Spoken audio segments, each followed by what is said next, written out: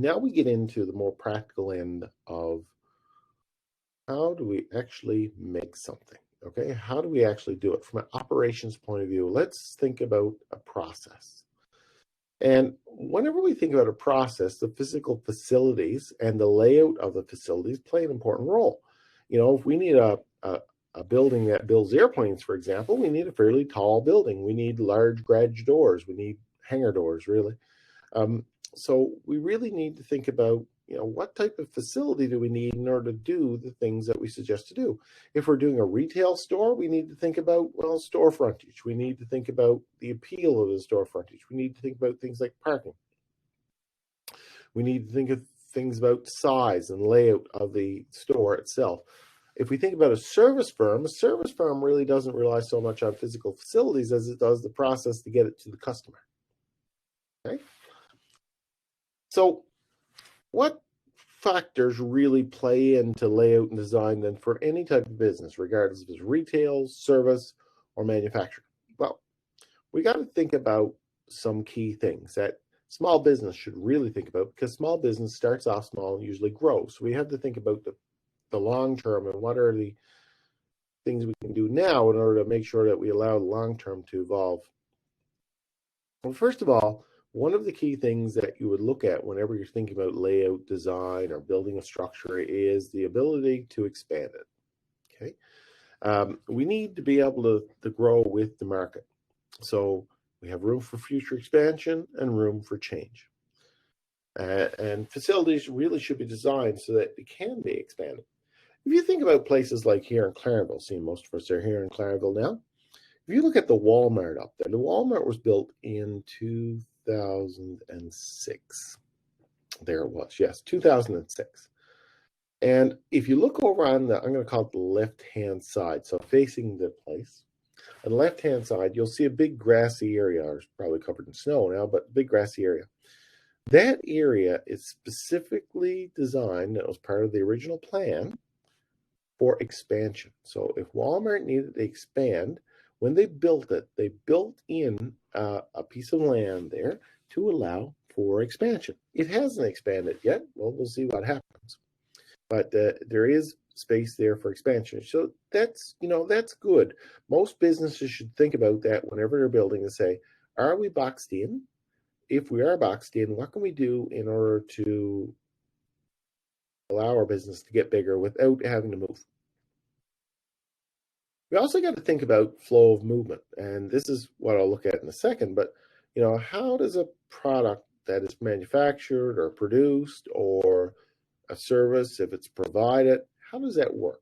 What is the flow? What are the touch points when someone comes into the place to get something done, like their oil changed or maybe to go up for blood work? Any number of things. What is the flow of people? Where do they go? What is the flow of equipment, cars, trucks, these sorts of things?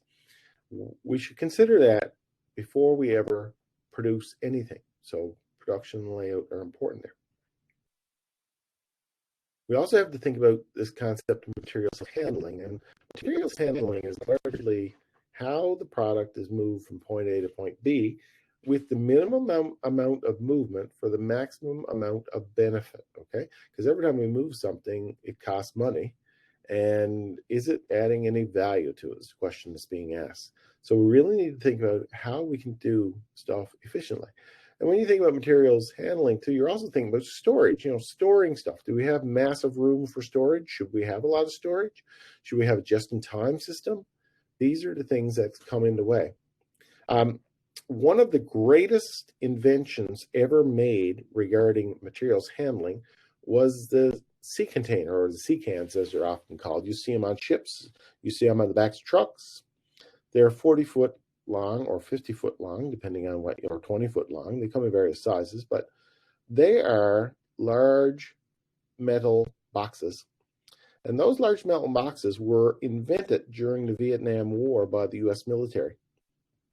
And the idea was we want to be able to do materials handling in such a way that we don't really have to touch the materials too much. And once they're loaded, we can move them very easily. Before that point in time, things were loaded individually. So we had containers of salt, for example, boxes of salt or bags of salt. was a very inefficient way to move things. These containers and containerization has allowed for, not only has it easy to put on a ship, but you can take it off a ship and put it on a truck, and you can put it on a truck, and you can put it on a boat, you can put it on an airplane, all of the on a train. All of them are standardized so they'll fit in various mechanisms of moving. So the sea container has been an example of cost cutting, thanks to consideration for design of how we can better do it. We also think about our output needs. What size output do we need to produce? And are we producing a plant that's too big for our output? Are the sales going to match the output? We also think about space utilization. Do we have a lot of wasted space? Is space used efficiently? Is it generating revenue? For example, in a retail outlet, if you got a lot of empty space in your retail outlet, I always think about Chapters. If you walk into Chapters, that big center aisle that is underneath the dome, that used to be a pretty free aisle. It has been used now more for putting books in, but Chapters really had a lot of wasted space there in that. It made the place look nice, but was it worth anything in terms of sales space? Ease of communication and support. Does this layout lead or lend to easy communication and easy support? Can you get a truck in there, fix something? Can people easily walk from point A to point B? Is it too far away? Does the product flow through there easily? And this always goes back to our organizational behavior consideration of, does it allow people to work in a pleasant environment? And finally, we got this issue of promotional value. A nice store is always very good for promotional value. Think about Costco and how those big box Costco's are really designed as much for promotion as anything. They put their big sign on it. They allow people to come in. It's a wide open space. And these sorts of things. If we think about manufacturing firms in particular, we got to think about space from a more narrower focus. We got to plan the interior. What should the interior look like? Where are the plugins? Where are the machines that make the things? What kind of electrical, plumbing, hydraulic fluid, these types of issues, how does that get set up?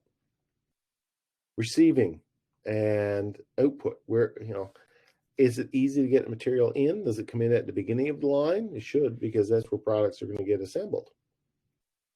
And the obvious thing is, on the backside, when the product is made, is there the idea of getting it out of the factory quickly onto a train, a truck, or whatever to get it off to market? We also got to consider safety, and we got to think about things like lighting and the ability to meet human needs there. And maintenance and cleaning is obviously important. If we think about a production facility in particular, production facilities tend to follow the flow of the product, okay? It is really geared up so the product moves from point station A to point station B to point station C in a natural way, meaning that if you have to saw it first and then drill it, the saw table comes first along the line, the drill table comes second. Okay, so we can see here in this particular diagram that we have a product A. It comes out of storage, it gets sawed, it gets drilled, it gets sanded, it gets assembled, painted, and then finished storage. Product B comes out of raw materials. If it's, this is more wood, this is more metal. So it gets lathed, it gets milled, it gets sanded, it gets assembled, it gets varnished, and so on. Or product C, which is, it gets moved from storage to saw to lathe to heat treating to planting or plating, to storage. So it really depends on type of product. But the thing is that it will follow a natural flow. It should follow a natural flow as the product, as the work gets done on the product. This so that's known as the product layout, which is really geared up for the product.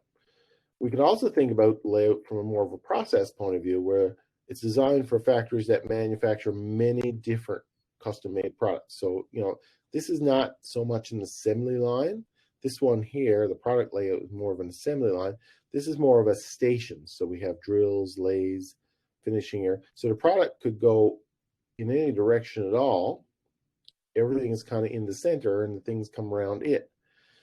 So it's more geared up for a custom-made product as opposed to a whole bunch of similar things. And we also have this fixed position product. Now, if you think about certain products are fairly big. Airplanes, for example, tend to be fairly big. A Boeing 747 or a 787 or a 777, it's a really big piece of equipment. You can't really move it easily. So the fixed position system really says, okay, the product stays in the center and all the work is done on it. And you put the equipment around it. So the saws, the drills, the sanding machines are surrounding it as it is assembled. So this is pretty common. Usually large and cumbersome products, as they say. So that's manufacturing. We also look at retail and we say, okay, well, how should retail firms be set up? Well, if you think about a retail, you got the outside of the store and the inside of the store. So the outside of the store is meant to be attractive to draw people in. So you need something on the outside to draw people in. And the interior, once they get in the store and they cross the threshold into the store, they have to be able to make a positive judgment on the store as soon as you walk through the door. Because that's effectively what you do whenever you walk into a retail store. You make a judgment on, is there something here for me within about 10 seconds of entering the door? So you really need to focus on that as a retailer. So if we think about displays, now these displays could be window displays or something as you walk through the door displays. It is really very much focused on, that's the first thing you're going to see when you go to the store, whether you're outside looking in or whether you're inside looking around, okay? These displays are very important. And the displays are what will hook people, because people are going to make that decision. Is there something here for me in the first 10 or 15 seconds? So you really need to have a good display. So what do we do? Well, in terms of display, we have to be able to come up with some ideas in order to make it attractive. Some ideas include things like layering, which is start with an information in the window, then place items midway between the window and tall backdrops. So we got basically a low level items at the front and progressively higher level, similar to what you do when you're taking a picture. Put the short people in the front, the taller people in the back. The other thing that we often try to do is tell a story in the window. If you think about Christmas time, for example, normally windows are dressed so that they tell a story, be it the Christmas story or be it Frosty the Snowman. We see that. So these window displays should communicate a theme, a basic idea.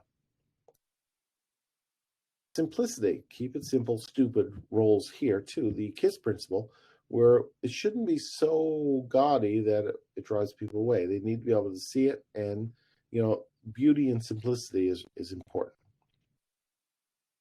Bold and innovative, something that captures people's attention tends to be bold and innovative. And the obvious thing of variety. Displays should be changed every once in a while to create. So you see stores doing a lot of changes to their frontage often, particularly in malls and these sorts of things, in order to draw people in. So the physical display is really important in attracting people and getting them inside the store, making the store sticky so they actually stay there. If we think about retail space, retail space is an interesting one too, because you ask yourself from an operational point of view, what items in my store make me the most money? And that's really what we need to be able to do. And in this age of scanning and UPCs and things like that, it becomes very easy to gather a whole bunch of information, computerized information, as stuff is sold in the store. Figure out what customers are buying. You'll know based on your inventory system, your computerized inventory system, that customers will tend to buy things at certain rates. So if you're Walmart, for example, Walmart is a good example. When you walk into Walmart, there's a whole bunch of things in that store, what do people buy most? What are the most valuable things that people buy in that store? And when you think about it, you need to be able to place those things at the spot where people will find them most easily. So when we think about a store, this is the front. Let's assume this is the front door of the store. When studies have shown that people tend to turn right when they go in the store. I think about 90% of people will turn right when they go into the store. And that's where you put your high value items. And when people turn right, they'll go second, third, fourth, fifth, sixth, and from there, you can pretty well say that people work their way to the back slowly but surely. So you're going to want to be able to use your space in such a way that the most valuable or the things that people buy most is right here. You want to be able to the things that are most valuable to you in terms of sales. That's going to be right here. You want to be able to get that straightened away. So you'll be able to determine where the valuable spots of your store are. Companies like Walmart and Canadian Tire are constantly evaluating the numbers for stuff in their store. Let's take Walmart, for example. Walmart made a decision in Canada 2 years ago to get rid of their automotive fixing business. Some of the larger Walmarts had an automotive spot in it that you could get tires put on and things like that. They looked at that and they said that just wasn't making enough money to warrant the space that it took up. If you think, a garage area takes up a lot of space. So they decided to cut it. So Walmart took that out of their stores here in Canada. And if you look at places like Walmart, every once in a while the shelves gets changed, or I'm going to say move around the store. Canadian Tire does it the same. All that is based on the stats from what they get from their sales. They're going to ask what items sell, what items are not selling, how much dollars per square foot do that square foot bring in. So we look at every square foot or every square meter of the store and we ask, how much is that space contributing to the overall sales of the store? And if that space is below normal, then that space is going to be looked at to say, maybe we could put something in there that's higher value. So you'll see that stores often have enlarged as time goes on. Certain parts of the store would enlarge. So, for example, we see the grocery section of Walmart getting larger, and other sections like pits may be getting lower. And it really is based on their sales. And you really need to assess this as your store goes along. What parts of your store are valuable, which parts aren't so valuable, and be able to judge accordingly in terms of how much space you allocate to that. In terms of retail, too, retail tends to fall into a couple of different types of categories. It's either what we call a grid type layout, and Walmart, Canadian Tire, all of the major ones have a grid type layout. The grocery stores, this involves shelves placed in areas. So we have a lineup of shelves and aisles, and people will go there to buy it. Now, the good thing about this system is that people know exactly where things are. You can find it easily. It's a good productive use of space and the like. So, a lot of companies who are selling standardized products like this type of setup. It's a valuable type of setup for them. Other stores are, depending on what they're selling, might appreciate a free flow type system where there are like little stores within the big store. So little sections. So we have some sections. I've been into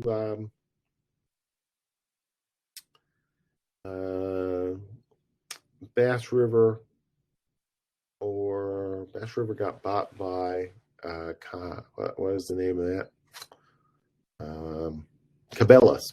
Cabela's have this type of a type of setup. So you end up with different sections, fishing rods, for example, and versus boats. shops and these sorts of things. So this allows for a rather free flow of customers around the various items. So overall, then, if we look at if we step back a bit and we say, okay, let's look at the broader picture now of space, we need to think about location from the point of view of how important it is. And in marketing, it says there's three important things in marketing: location, location, location. Location is critically important, where you're physically located. And depending on what you're selling, space, that location could make a difference with regards to whether you make or don't make. So location decisions can have a really big impact on your revenues and a really big impact on your costs. One thing I'll just tell you with the town, for example, we get a lot of concern from people up on the Shoal Harbor Drive area, the companies up on the Shoal Harbor Drive area, that are paying high taxes. And they are, because the land values up there are higher, and your taxes is really hooked to your value of your land. But again, Shoal Harbor Drive is really the prime business district. So the sites up there are valuable sites in terms of lots of people driving by and lots of eyeballs, but they also come at a higher cost. So these location decisions, whenever you think about where to put a store, where you're going to put some sort of a space, you really need to think about. What is important to me in terms of what the customer needs, what I need for my physical space. Is it all okay? So we got to think about it from the customer's point of view, most importantly. We got to think about it from the staff's point of view. Is there parking? Are staff easily getting there? We got to think about other support services. Things like snow clearing could come into play, right? Cost, how much it costs to buy the premises or to pay the rent on the premises or to pay the taxes on the premises. The economy itself, the demographics in the area. Are we really in a city full of older people or younger people? Is it really a good idea, for example, to put a kids store in a town that is full of older people? And can you find workers? And that's a big problem in Newfoundland. It's nice to be located in rural Newfoundland, but the problem is there's very few workers in rural Newfoundland who are willing to do certain jobs. We got to think about town zoning or city zoning. Zoning comes into play. You can't build, in this town, for example, you can't build an apartment building anywhere. There are certain parts of the town that are geared up for residential, and there are other parts of the town that are geared up for commercial. And you cannot put a commercial development in a residential, and you can't put a residential in a commercial, as a general rule. There are mixed, no doubt about it, but you'll find that all houses tend to be clumped together and all businesses tend to be clumped together, and that's done purposely. So we need to think about that from a location decision. There is a little, in your textbook, there's a little a chart which is kind of neat to be able to do an evaluation on the site and say, what works, what doesn't work. So in terms of retailing, there's a lot of factors that are critical and there are some factors that are not so critical. So they've just gone and done a rating here for different things. So for example, retail, there's a lot of ones and twos in retail, meaning that most things, such as the building features or the dimensions or the window space, are really, really important. Whereas wholesaling or even storage, those things probably wouldn't be so important. So what we find is that retail has a lot of things that are important, whereas wholesale, where the customer is not really coming into the store, is not as important. We also need to contemplate inventory management. Now, inventory management deals with probably the most important short-term asset that you have.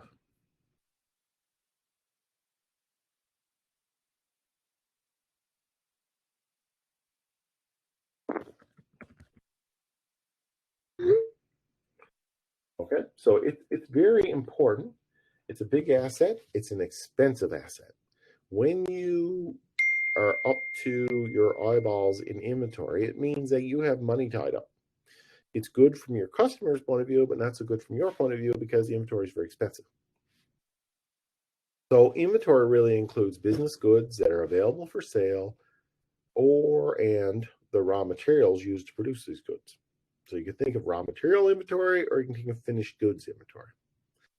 The inventory's current asset represents one of the business's most important assets, and it's the primary source of revenue, so it's very important.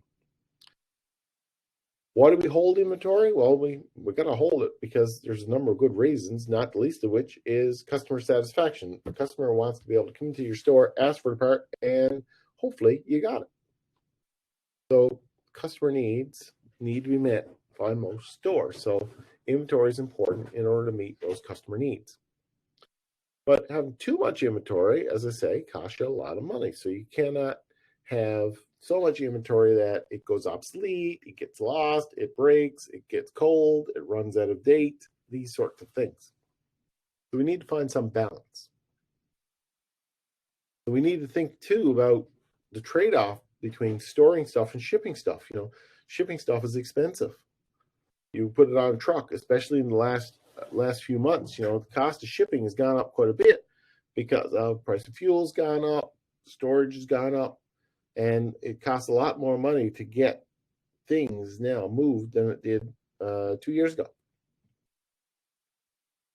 So we need to think about inventory too from the point of view of where are we getting our products? Where are we sourcing it from? Is it all over the place? Is it just here? Is it across the world? Is it across the country? Is it across the city? Think about things like masks, the N95 mask.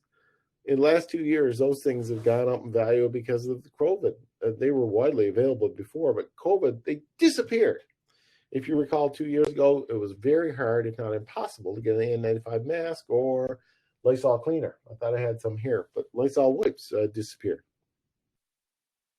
So that's a big problem, is when inventory dries up because of shocks to the system, such as that. So we really need to think about, where do we get our inventory to? And we really got to be able to go out and look for really good suppliers. And for a small business, that's a challenge. And you're going to have to think about, for your business plan, who is going to supply you the products? Where do you get the raw material? Where can you get the best deal for that raw material? Are you paying premium price for it? A lot of people say, well, I can get it so much cheaper in China. Yeah, there are advantages to that, but there's some problems with it too. If you think about domestic sourcing, for example, normally meets the health, buying it here in Canada, it meets the health and safety standards. Communication is easy. Marketing appeal is good. Always nice to see made in Canada written on stuff. Easy to verify who the manufacturers are and if they meet certain standards. Quick shipping time. No duties and tariffs on it. For intellectual property, which is non-items, but stuff like patents and things, you know that there are rules around it, and the people who invented it are probably going to get paid for it. Whereas in the international realm, that may not happen. So if you think about some of the challenges of domestic sources, they tend to be more expensive. There's probably less choice. So now let's look, well, what's so good about international? Well, international is lower prices normally, especially if it comes out of China, because labor costs are so much lower. Higher number of manufacturers to choose from, so you got competition between them.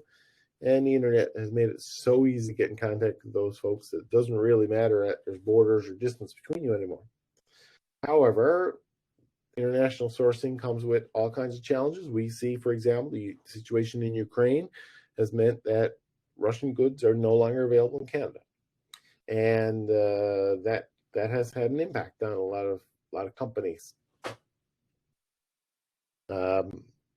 Potentially lower perceived quality is a thing when you buy it internationally, and sometimes lower manufacturing labor standards. And that is a big selling feature for a lot of companies to say, we made in Canada, we respect people's rights, human rights, and the like. Cultural language differences, what you think you bought, what you got, could be different things because of that. And it's a longer shipping time. It takes 6 weeks for a ship to get from China to here. And security, payment security, product security. these sorts of things, you don't know who you're buying from, that's another big problem. So these kind of summarize some of the pluses and the minuses of product sourcing. So as a company, then you're starting up your business and you're thinking to yourself, okay, I need to plan ahead in terms of where to get my sources of supply now. What should you do? Well, go after and look for potential sources of suppliers. You need to be able to track them down. The internet is your friend with regards to that. Could be international, could be domestic, but you want to try it out. Then once you do that, you say, well, okay, instead of making a commitment to a supplier, can I ask for samples? Most suppliers will provide samples if you're stuff, if it's stuff you're looking for. I take, for example, in my job, the textbooks.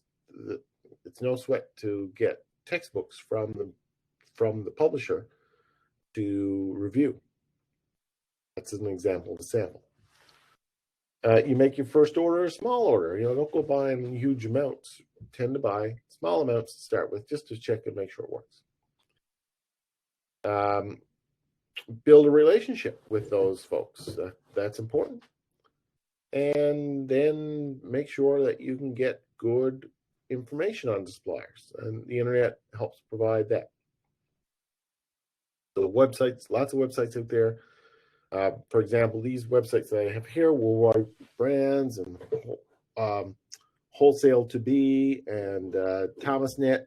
These have existed for years, a lot of these in print form. Now they're all online, of where to source products. And they're like review organizations. LinkedIn is also a good source of where to find potential suppliers. LinkedIn is the Facebook for work, and it will certainly help you link up with potential suppliers for products very easily doing simple searches. And the federal government has the North American Industrial Classification System, which you learned about in marketing. And it is a system that is from Canada, United States. It operates in Canada, United States, and Mexico. And it gives a number so you can search various suppliers for various products. You can do very good searches. Trade shows are important in order to get information. You can go to trade shows, or you can think about, should I just buy from one or should I buy from multiple, just to kind of keep you ensured that you've got a good solid source of supply.